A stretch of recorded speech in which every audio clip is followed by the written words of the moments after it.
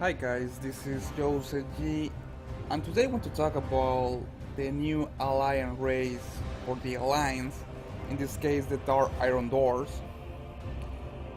This Alliance race is going to be available in the coming expansion Battle for Azeroth, and the counterpart with this are the Mag are Orcs.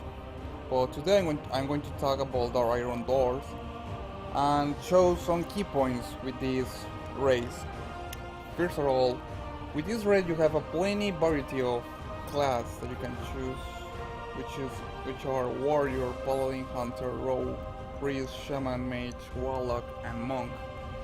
You can use druid, nor demon hunter, nor death knight. And speaking about customization, with this particular race you have two additions which are piercings. You can choose what kind of piercings your tune is going to use. As you can see, it's not like a big element here. And also you can choose tattoo styles. That these ones are going to be only present on in the face, only visible in this area no more. Other than that, you have the same customization options like skin color, which can be from dark gray to white gray. It's not really a big variety in this aspect. You can have the facial, choose hairstyle, and hair color, of course. If you are kinda creative, you can really create a nice style with your Dark Iron Door.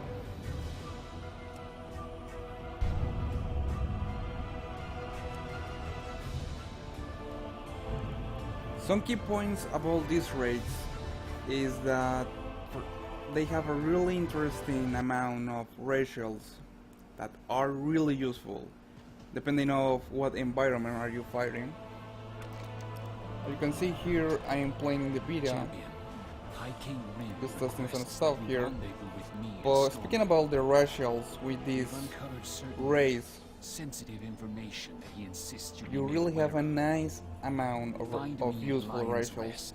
The first one, and I think is the most important one from all, is the racial called Fireblood, which basically gives you an incredible amount of, depending on which is your primary staff, an incredible amount of this. So, for example, if you're a mage, hunter, whatever is your race, you're going to receive a nice amount of extra damage, or you're going to support more if you're a tank, or you're going to heal more if you're a healer, depending on which one is your primary stat.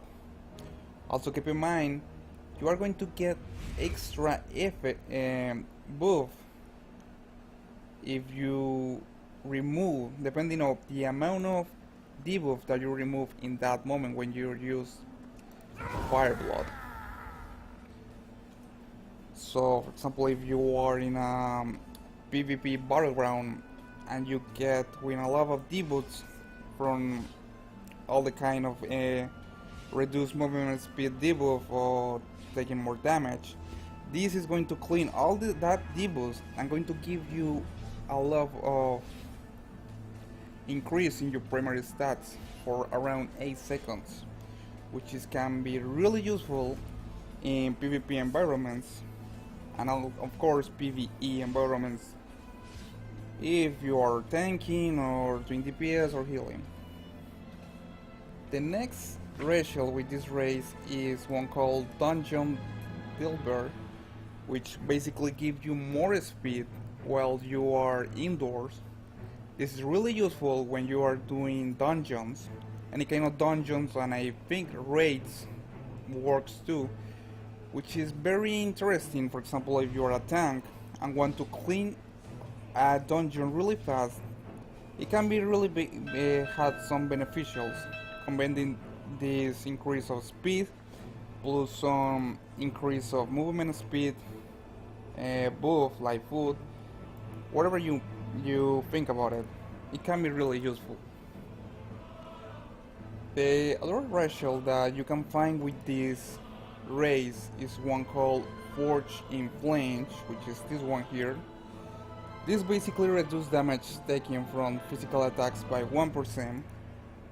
It's really useful in case that you're a tank. It's going to give you more resistance. Of course 1% is like not too much, but it can help you to reduce any kind of damage. This one is applied for all the classes that you create with this race, so it gives you more resistance against melee classes or ranged classes that are not using spells against you.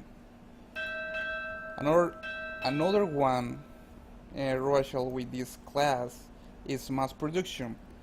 This is really useful too, and is more in the part of the profession that you want to use.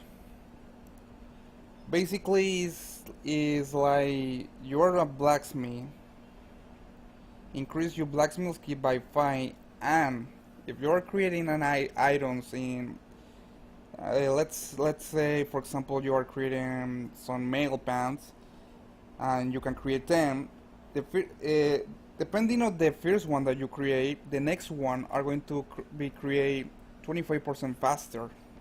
So it's like you can produce irons 25% faster depending on if you are creating other and another again. It is really useful when you have a lot of mats and you want to craft a lot of irons.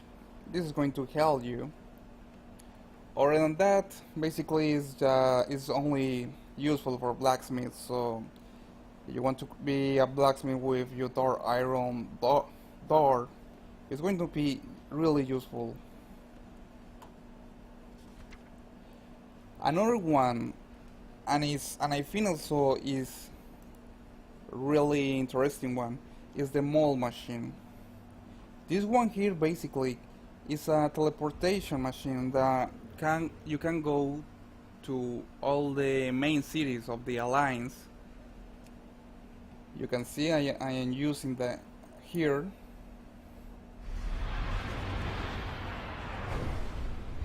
After you click this, it gives you the option of where you want to go. In this case, I want to go Enstar Kingdoms, and it gives you the cities of there, like Ironforge, Stormwind, and of course the Dark Iron capital city, Shadowforge City. I think that in the future they are going to add more series, because right now in the beta you can only go to Enstar Kingdoms, no calendar yet. So for example, you press here and go Shadowforge City. If you can remember this dungeon back then, it was a really long one, but now it's the capital city of the Dark Iron Dwarves.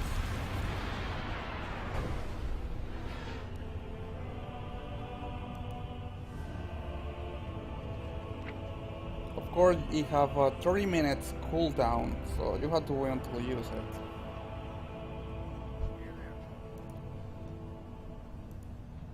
Like I said before, this is a very interesting class with really strong ratios. I think they have really one of the best ratios that I have seen compared with other classes, especially with the one called Fireblood. Like I say, it's really useful one.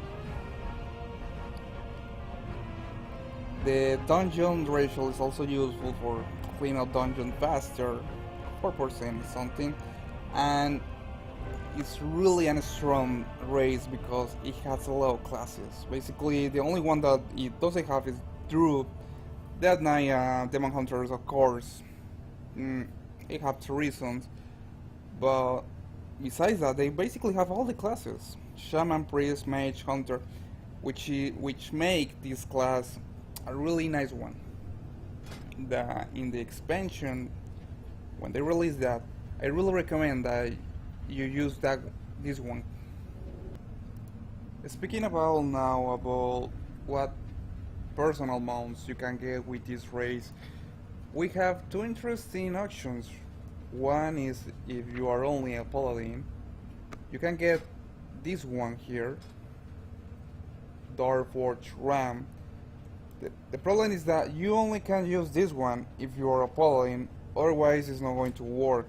So it's basically a run here when you use, if you're a paladin and you use Divine Step.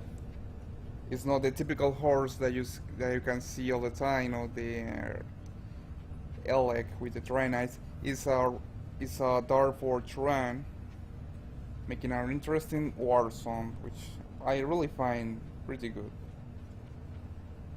Other than that, you have the Dark Iron Core Hound, which is this one here. I don't have this one right now, so I only can show you how is this one looks like. That is going to be, in this case, this one with the armor here. It's basically a Core Hound with only one head, different from the typical one with two heads. This is a really cool mount in my opinion, which is, I find, kinda amazing.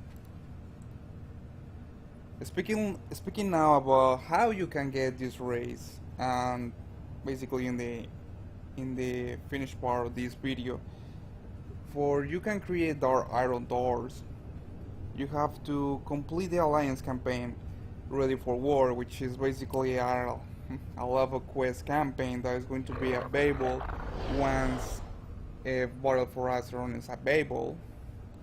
You have to also be exalted with the 7th Legion faction, which is one that is going to be here. You can see 7th Legion. You have to be exalted, and for future reference, right now you have to be exalted in the beta, but I think maybe in post release, maybe they are going to downgrade this to maybe go honorable or something like that, because I think Exalted is a really high, and it's going to take really a lot of time to do this one. And of course you have to complete Dark Iron doors in scenario. Basically it's like all the ones that you have to use your main tune on another tune to go there and complete that, so you can unlock this race, like the one that you do with the Darkforge, Lightforce Draenei, or Boyalt. The thing that I find curious about this race, is that maybe this going of course being subject to change, is the one that I told you that you have to be exalted with this faction. I don't know what are going to be the Ready for War quest, the quest line that you have to complete first. I'm probably sure there's going to be like a whole quest line story here that maybe is going to help you to get with this 7th Legion faction reputation faster. But like I say, I kinda think that in the future they're going to downgrade this to maybe be honorable or revered, something like that. Now, I really think that this one is a strong race with the new expansion that's going to be appear for the Alliance. It's have really interesting points, and I really recommend that if you are going to play with the next expansion, you create one of these. It's really have a useful amount of classes, interesting racials, and of course a really badass mount like the Core Hound here. This is Joseph G, and I hope that you liked the video. Subscribe for more, thumbs up if you like the video.